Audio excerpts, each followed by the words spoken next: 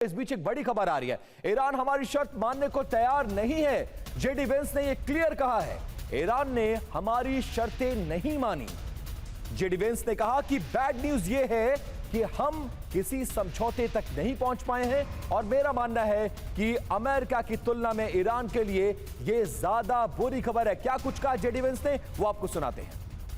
तो ऐसे में बड़ा सवाल यह कि ईरानी परमाणु कार्यक्रम पर क्या ट्रंप फंस गए हैं? टारगेट क्या था ट्रंप का और अमेरिका का, जरा वो जानने की कोशिश करिए। ईरान का एटमी प्रोग्राम। UEM जयपुर एक आदर्श लक्ष्य है। भावी छात्रों के लिए अच्छी नौकरी, भविष्य के लिए तैयार कौशल के साथ अच्छी शिक्षा। हम खत्म कराना चाहते थे ट्रंप। अब दावा क्या किया गया? दावा यह किया गया कि ईरान के न्यूक्लियर ठिकानों पर हमले हुए और ईरान के सभी न्यूक्लियर ठिकाने ध्वस्त कर दिए गए। इन 40 दिनों के हमलों में अब ईरान कभी एटम बम नहीं बना सकता है, यह बड़े दावे किए गए। लेकिन हकीकत क्या है? हकीकत यह है कि ईरान में 400 किलो से ज्यादा एनरिच्ड यूरेनियम यानी संवर्धित यूरेनियम मौजूद है। 400 किलो यूरेनियम से 11 एटम बम बन सकते हैं और ईरानी एटमी खतरा पूरी तरह से खत्म नहीं हुआ है।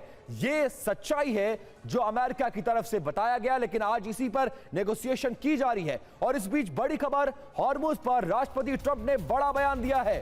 हॉर्मुज स्ट्रेट को अमेरिका खोलेगा। ट्रंप यह दावा करते नजर आ रहे हैं, हम हॉर्मुज स्ट्रेट का इस्तेमाल नहीं करते। और हॉर्मुज स्ट्रेट पर ईरान ने बड़ा दावा और बड़ा बयान किया है। हॉर्मुज पर हमें कोई जल्दबाजी नहीं है। इस बातचीत के टूटने के बाद डील नहीं हुई तो हॉर्मुज स्ट्रेट नहीं खुलेगा, यह दावा करता आ रहा है ईरान। वार्ता के दौरान हॉर्मुज पर फंस गया पेच और बातचीत के दौरान 2 यूएस डिस्ट्रॉयर हॉर्मुज भी पहुंचे हैं। तो सीधा अपने मेहमानों का रुख करते हैं। अमिताभ सिंह सर, कैसे जो वार्ता विफल हुई है उसको सबसे पहले एक नजर में, एक लाइन में कैसे एक्सप्लेन किया जाए? और हॉर्मुज पर द्वंद्व फंसा हुआ है, 400 किलो यूरेनियम पर द्वंद्व फंसा हुआ है।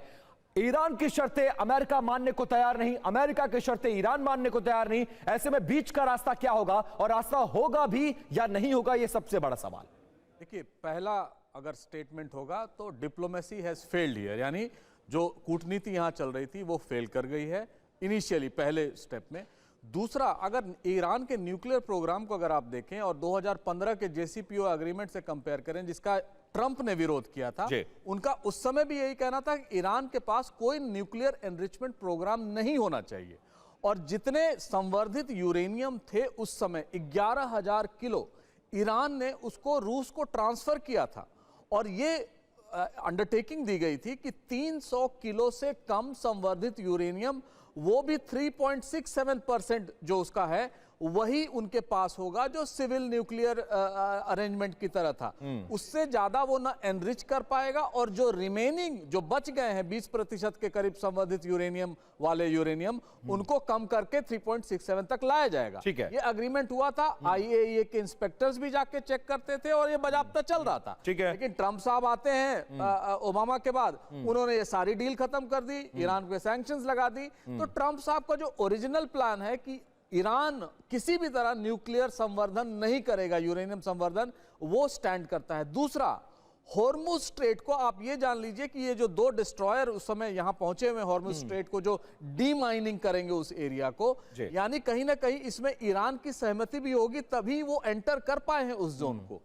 तीसरा जो सबसे इंपॉर्टेंट प्लान है, जो प्लान था अमेरिका का, वो कहता था कि complete change of the regime, वो हुआ नहीं। और ट्रंप साहब वहां कह रहे हैं अमेरिका में कि हम जीत गए हैं। ठीक है, तो जो पोस्चरिंग है वो देख के लग रहा है कि अगला राउंड होने के पहले जब भी, ठीक है, मतलब अगले राउंड की संभावना आपको इस बातचीत में नजर आती है। और अमिताभ सर, मुझे एक बार इस्लामाबाद का रुख करना पड़ेगा। Sajjad Azhar Peerzada being a senior journalist हमें ज्वाइन कर चुके हैं। सज्जाद साहब, यह हकीकत है कि इतने बड़े मसलों में एक बैठक पे राय नहीं बन पाती है और मसला सॉल्व नहीं होता है, लेकिन जिस बेरुखी के साथ दोनों वापस लौटे हैं उसको लेकर क्या कहा जाए? क्या दोबारा बैठने की संभावना, उम्मीद नजर आ रही है? क्या अमेरिका टोन डाउन करेगा? क्या अमेरिका अपनी शर्तों में कोई रिलीफ आपको लगता है ईरान को देता नजर आएगा? और ईरान भी अगर अमेरिका झुकेगा तो उसको झुकने की संभावना कहीं से आपको नजर आ रही है?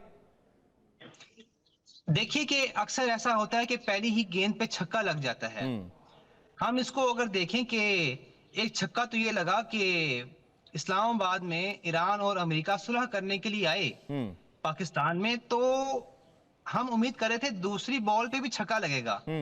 तो उसके लिए दोनों पार्टियां भी गुस्से में हैं। जो उन्होंने जंग की आपस में, कितनी लड़ाई उन्होंने की है, उस पर टाइम लगेगा। लेकिन ये बहुत बड़ी बात है कि 47 साल के बाद दोनों बैठे, एक साथ खाना खाया, बैठ के मीटिंग्स हुई, 21 घंटे ये डायलॉग का सेशन चला, 3 सेशन हुए।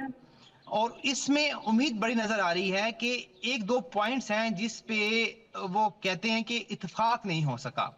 अब उस इत्तेफाक पे ये नजर आ रहा है कि आइंदा अभी 12 दिन पड़े हैं, जंग बंद रहेगी। 12 दिन है, ये 12 दिन बहुत हैं। अब मुझे ये लगता है कि टेक्निकल टीम्स जो है दोनों मुल्कों की, वो तय करेंगी जो हमारे जिस पे डायलॉग। मतलब आपको संभावना नजर आ रही है कि दोबारा टेबल पर बैठेंगे दोनों देश, इसकी संभावना आपको नजर आ रही है? स्टूडियो में हमारे एक और मेहमान संजय सोई सर आ चुके हैं। Sanjay sir, being a defence expert, आप इस बैठक को कैसे देखते हैं? दोबारा बैठने की संभावना क्या आपको नजर आ रही है? और क्या सिर्फ साथ एक टेबल पर लाकर बैठाना इसको जीत बताया जाए, या सब कुछ दुनिया को दिखाने के लिए अमेरिका कर कुछ और रहा है और दिखाना कुछ और चाहता है?